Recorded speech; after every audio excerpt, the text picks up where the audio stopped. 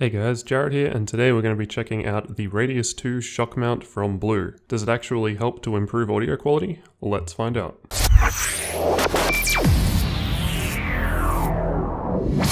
Inside the box, or in this case, clear plastic packaging, we have the shock mount itself and a screw piece which screws into the standard threaded mount found on your microphone. The idea of a shock mount is to isolate the microphone from noise, shock, and vibrations. These sounds are otherwise picked up in the sound recording and will lower the overall sound quality, so a shock mount should increase our sound quality by eliminating the unwanted noise, which will allow the microphone to only record the sound that we actually want. The Blue Radius 2 achieves this by using a mechanical suspension mount for the microphone. As you can see, the microphone mounts to the inner piece of metal which is separated by this black elastic rubber material which holds onto the outer piece of metal that then connects to the boom arm. If there is any desk vibration or noise that travels through the boom arm, it should be reduced and absorbed by the black material before it can get to the inner ring which is holding the microphone. The Blue Radius 2 was designed for the Blue Yeti and Blue Yeti Pro microphones, which is why I was interested in checking it out, as I already had the Blue Yeti microphone. For a full review on that, take a look at the link in the video description. With that said, the Radius 2 shock mount provides a standard threaded mount, so you should be able to use it without any problem with most microphones that support this style of mount. What makes the second version of the shock mount better than the first is that Blue improved on the hinge design. On the previous revision, the mount was not very great, and it would fall down with the weight of the microphone over time, no matter how hard you tried to tighten the hinge. With this latest revision, the improved hinge design uses metal teeth so that you can get the shock mount into position and lock it securely in place. You can use the shock mount in any direction. For example, the microphone can face upwards or upside down like I have it here. It doesn't really matter. I have it upside down here to keep the boom arm higher and up out of the way. I also need it this way to provide enough clearance around my monitors. Before the Blue Radius 2 shock mount, I was using the Blue Yeti microphone on my desk with its default stand, and it was picking up absolutely every small bump on the desk or keyboard key press in my sound recordings, which didn't sound very good. Here's what typing on the keyboard sounds like with the microphone sitting on the desk.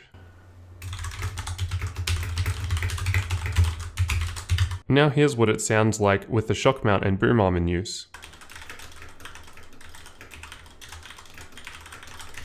As you should be able to hear, since upgrading my setup with this shock mount, this type of sound has been reduced to almost nothing and has definitely helped improve my overall audio recording quality significantly. I highly recommend using a shock mount if you're going to be recording with a microphone at a desk. So what do you guys think of the Blue Radius 2 shock mount? You can leave a like or dislike on the video to quickly let me know, or tell me your thoughts down in the comments. I'd also be interested in hearing about what shock mounts are working well for you. I'm planning on a future video covering my overall audio recording setup, so be sure to subscribe for future videos like this one.